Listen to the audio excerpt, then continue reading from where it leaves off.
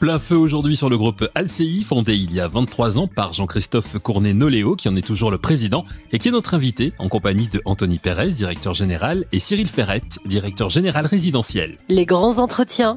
Un podcast Imo Week. Le groupe Alcei a comme devise construire la ville, embellir la vie.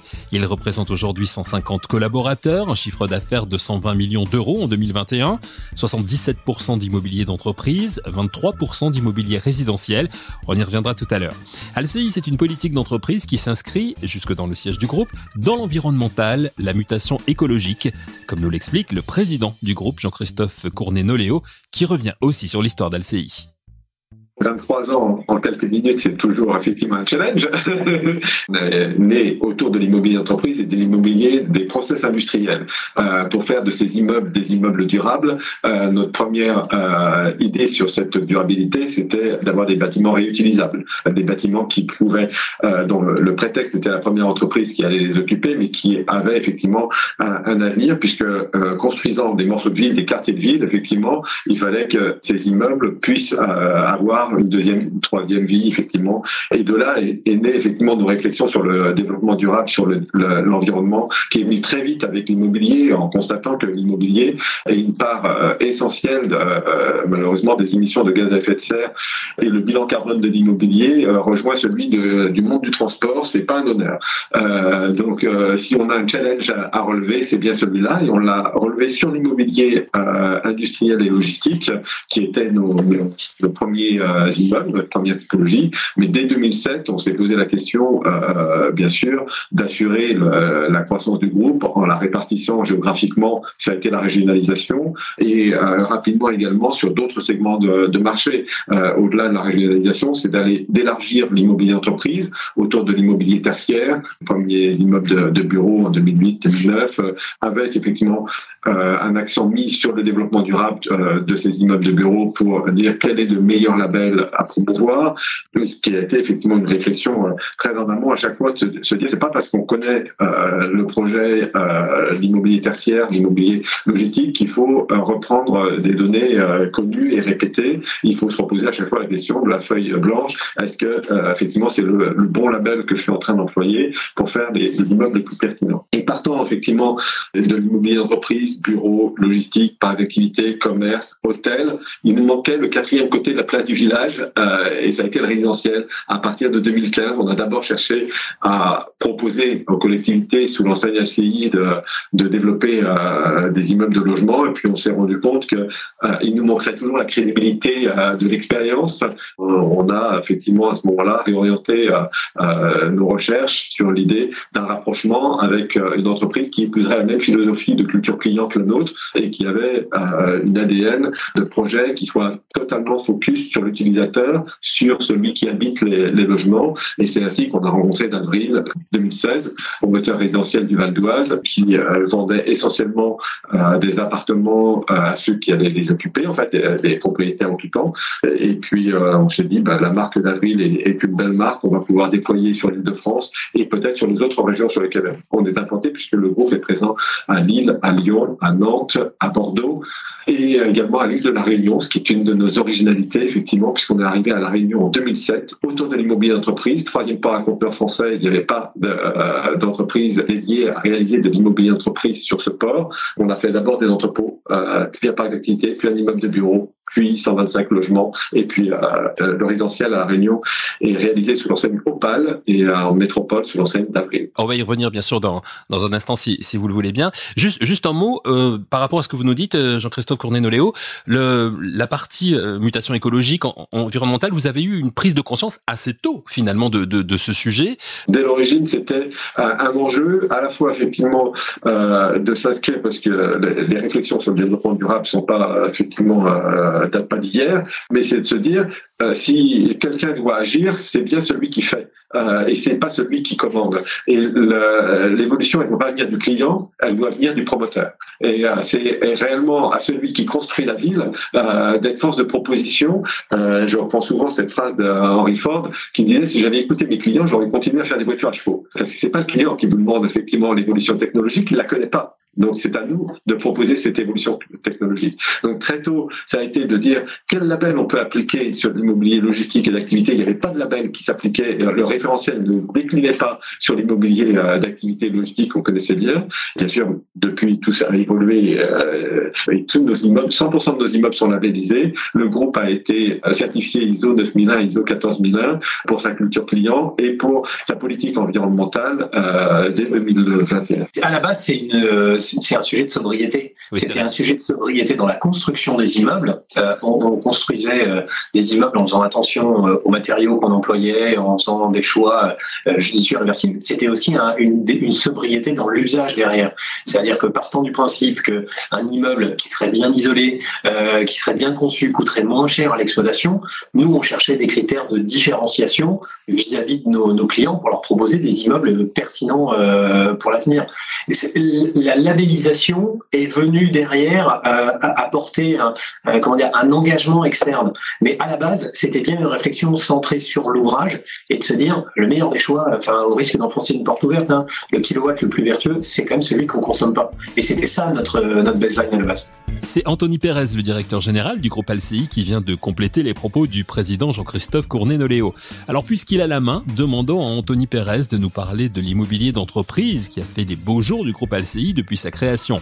Un immobilier d'entreprise quelque peu mis à mal lors de la récente crise sanitaire du Covid. Comment a-t-on réagi chez Alcei par rapport à ses clients?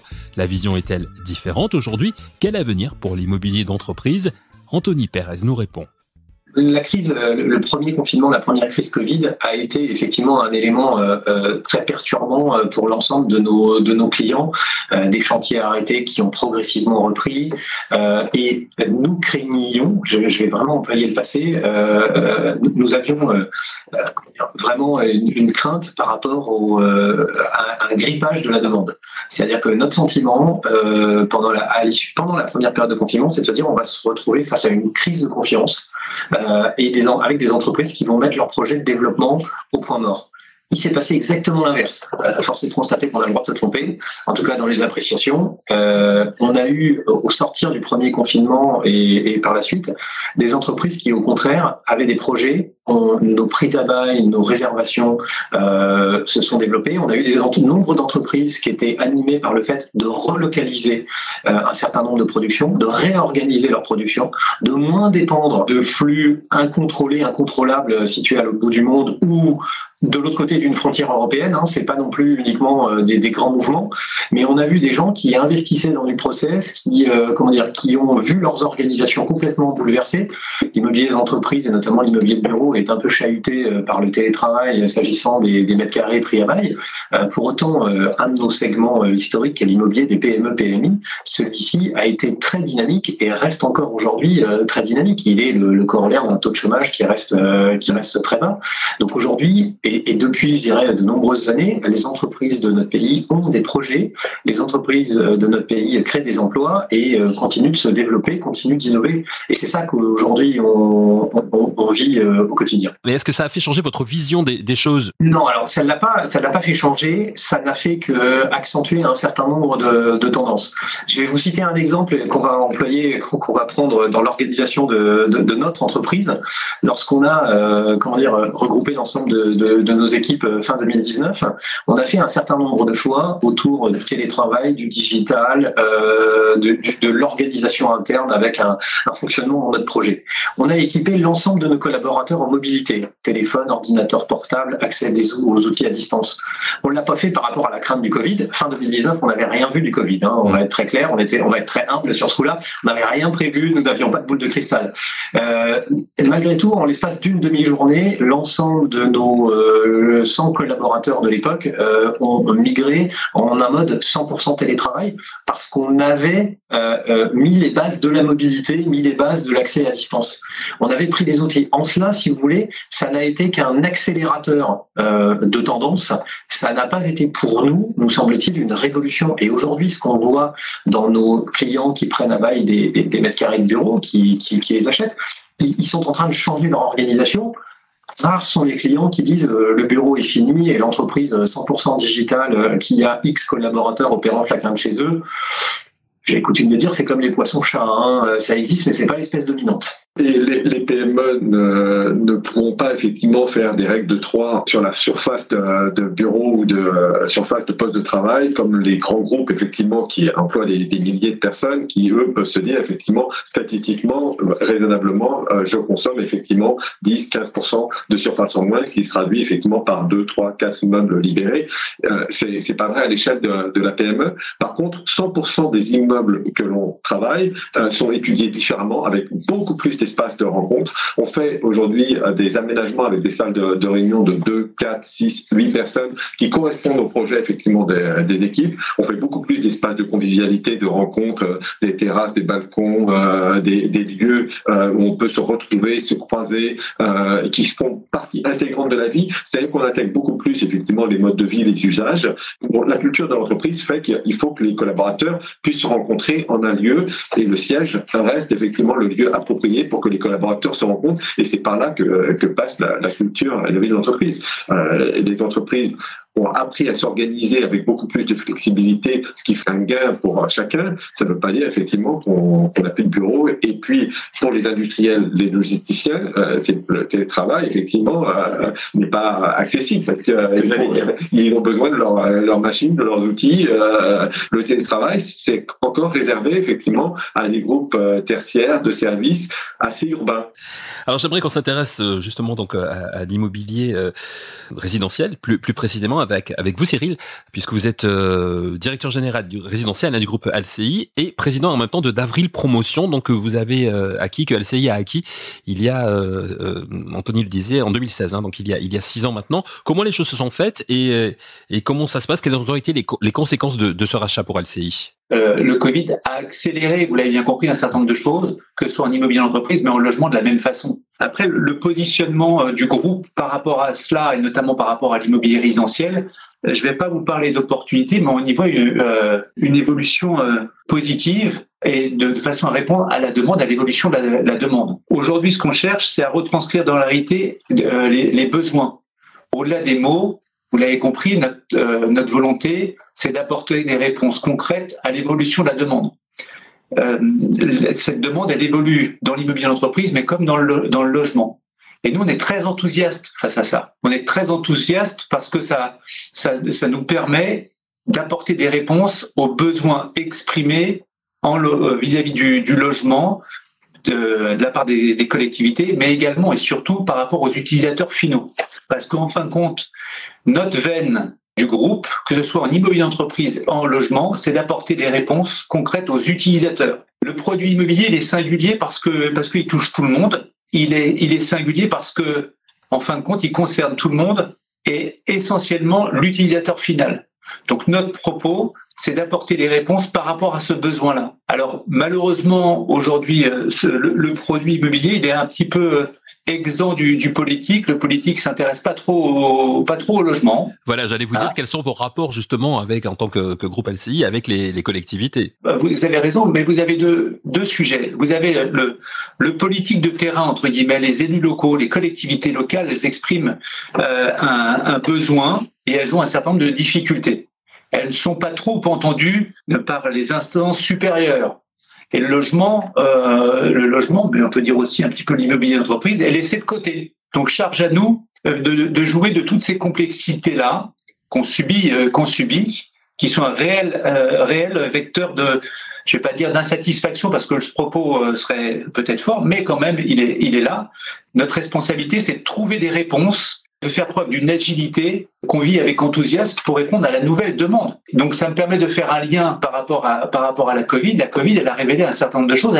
Anthony vous l'a dit, elle a accéléré un certain nombre de choses. Et notamment de nouvelles façons d'utiliser et de se loger. Et donc on pense que tout cela génère pour chacun des métiers des réponses nouvelles, des besoins nouveaux, et que le groupe, dans son entièreté, a un certain nombre de réponses tout à fait pertinentes par rapport à cela et à de vraies spécificités, vous l'avez compris, d'être en capacité de pouvoir, pour les acteurs du logement, mais également pour les acteurs des entreprises, d'apporter des réponses concrètes. Et donc notamment par des réponses d'opérations mixtes. Et donc ce qu'on fait, lorsque je vis à un endroit, il faut qu'on y apporte une qualité de vie sur le long terme, non seulement d'apporter notre savoir-faire dans l'évolution du logement, mais d'y apporter du service, et puis de créer du lien par rapport à l'ensemble et d'être en capacité de pouvoir, dans une même opération, dans un même territoire, créer du lien par rapport à l'immobilier entreprise, dans toutes ses composantes, par rapport à l'immobilier commercial, qui font qu'en fin de compte, l'habitant, à proximité de chez lui, retrouvera toutes les composantes qu'il considère comme des éléments essentiels dans la ville de demain.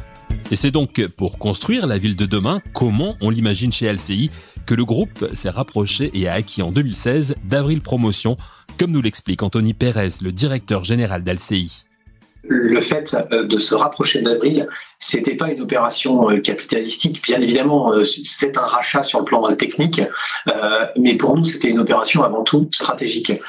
Construire cette ville de demain, construire cette ville du quart d'heure, ça a nécessité effectivement d'être capable de construire, d'imaginer, de concevoir des objets, des immeubles qui regroupent ces différentes formes. Il nous manquait, dans notre palette de savoir-faire, la fonction habitat. Et ce qu'on a cherché en fait, c'est et on a mis, ça nous a pris quelques années d'arriver à trouver une équipe qui nous ressemble. Et c'est ce qu'on a trouvé chez d'Avril, c'est des collaborateurs, c'est une organisation, une vision du client, une vision du projet qui était très proche de celle que nous, on pouvait avoir en immobilier d'entreprise avec LCI. Et c'est pour ça que quand on me dit vous avez racheté d'Avril, souvent je dis non, on n'a pas racheté d'Avril, on a intégré d'Avril. Et de fait, moins de 18 mois après la réalisation de cette opération, on a regroupé tous les collaborateurs dans un même lieu. Et quand je dis dans un même lieu, c'est vraiment, on les a mixés, on n'a pas fait porte de droite LCI, porte de gauche d'Avril. Effectivement, tout le monde est à la même adresse, mais tout le monde est sur le même plateau et les équipes sont regroupées par fonction et non pas par entité. Par rapport à tout cela et par rapport aux villes dans lesquelles vous êtes implantés, Lyon, Lille, Nantes et également l'île de la Réunion, avez-vous, Jean-Christophe Cournet-Noléo, quelques exemples à nous donner de programmes en cours? Je vais forcément prendre des exemples d'hybridation qui sont, à mon sens, effectivement extrêmement révélateurs des ambitions et de la philosophie du groupe. On est en train d'achever la réalisation d'un ensemble de 180 logements à Chessy, quartier du Val-d'Europe, le quartier des studios et des congrès, mais qui comporte également 4000 m² de bureaux et 1000 m² de commerce autour d'un jardin qui est partagé par l'ensemble des résidents. À Romainville, on réalise un ensemble de même mixité qui a été d'ailleurs un des lauréats de Réinventer la métropole, qui s'appelle le Lab 21. Et le Lab 21, c'est 6000 m² résidentiels destinés à des jeunes actifs, 6000 m² d'immobilier d'entreprise répartis pour un socle productif où on a des ateliers de la production et également 4000 m² de bureaux autour d'un jardin qui est partagé par l'ensemble de la résidence sur le métro ligne 5 Raymond Queneau à Romainville. Une ancienne friche industrielle du groupe historiquement Roussel-Claf devenu Sanofi et qui est à la fois un témoignage de sobriété foncière, on reconstruit la ville sur elle-même, de sobriété environnementale, c'est le premier immeuble 3.0 pour zéro carbone, zéro énergie fossile et fissile et zéro déchet. Dans cet immeuble, on utilise effectivement l'énergie de l'un au profit de l'autre pour rafraîchir des bureaux par des eaux sanitaires effectivement du logement. On trie les déchets pour diviser par 10 le volume de déchets qui sera sorti de cet immeuble en utilisant les services d'une société qui est installée dans le socle productif qui s'appelle Love Your Waste et qui nous aide dans ce tri sélectif. Dans l'immobilier effectivement résidentiel comme dans l'immobilier d'entreprise, on est obligé de réfléchir à de nouvelles formes d'usage. On parle beaucoup de la verticalisation pour les immobiliers productifs. On a remporté cette année avec SADEF 94, qui est la ville de Vitry, le lot F de la ZAC Rouget de Lille, dans lequel on va développer un hôtel industriel sur 6 niveaux, avec 4 niveaux d'immobilier productif et 2 niveaux tertiaires au-dessus, des terrasses, jardins partagés, qui vont être preuve supplémentaire de l'intérêt effectivement de pouvoir mélanger dans un même quartier, puisque l'îlot voisin à la fois immobilier d'entreprise et immobilier résidentiel dans cette ville des mixités. À La Réunion, nous sommes en cours de réalisation de notre plus grand chantier historique du groupe, C'est un chantier de plus de 50 millions d'euros de travaux qui développera un peu plus de 210 logements, 4000 m² de bureaux, 6000 m² de commerce sur un parking qui va être partagé et foisonné entre les habitants, les commerces et les bureaux, parce que les usages des commerces ne sont pas aux mêmes heures que les usages des habitants, et l'ensemble peut effectivement atteindre un bon niveau de foisonnement pour diviser effectivement de plus de 30% le besoin de stationnement dans ce nouveau quartier, qui est un écoquartier, le premier écoquartier en territoire ultramarin. Sur quelle commune de La Réunion ? La Possession. D'accord. La Possession, qui est une ville qui est juste derrière le port, qui se trouvait effectivement une ville très résidentielle, mais très étalée en fait, sur lequel on ramène une densité autour du cœur de ville, et qui pour autant est une ville où se trouvent logés les cadres et les CSP+, qui travaillent dans ces entreprises qui sont juste derrière. Donc c'était une ville effectivement un petit peu dortoir, qui avait besoin de recréer sa centralité et qui avait l'opportunité d'avoir effectivement des terrains effectivement non construits à proximité immédiate du centre-ville. Donc c'est plus facile effectivement de pouvoir recréer la ville et densifier la ville quand l'opportunité foncière est là. C'était l'atout de ce projet. C'est un projet qui est vraiment partagé avec la région, le département et la ville de la Possession, dont la maire Vanessa Miroville est très attachée à cette appropriation par les citoyens du projet nouveau qui est en train de se créer. Pour terminer, vous voulez bien, de façon assez concise, nous parler du bilan justement de cette année on a évoqué la crise du Covid, mais cette année est assez compliquée également avec tout le contexte économique, géopolitique, etc. que l'on subit, et aussi vos objectifs pour l'année 2023, vos objectifs et vos ambitions pour le groupe LCI. Nous sommes assez confiants sur le fait que les PME, PMI continuent à avoir des besoins, et que dans les contextes de crise, les choses qui font vraiment du sens continuent à pouvoir se développer, sans doute effectivement avec des ajustements sur les modes de financement et sur les modes de développement. Mais le logement pour les habitants, l'accession libre, l'immobilier des PME, ça ce sont les segments effectivement qui peuvent continuer à exister même dans des périodes plus difficiles. Et pour les années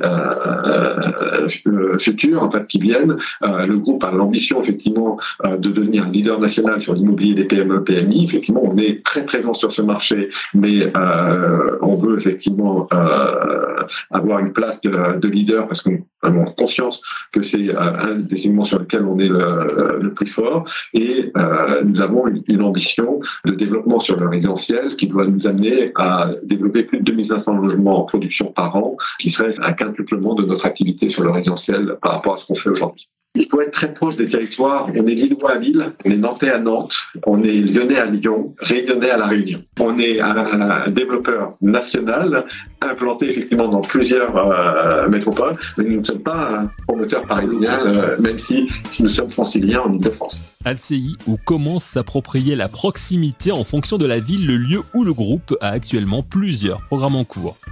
Merci à nos trois invités, Jean-Christophe Cournet-Noléo, président du groupe LCI, Anthony Pérez, directeur général, et Cyril Ferrette, directeur général résidentiel. Merci à vous d'avoir suivi cette émission. Rendez-vous très vite pour un nouvel épisode de Les grands entretiens, un podcast Imo Week.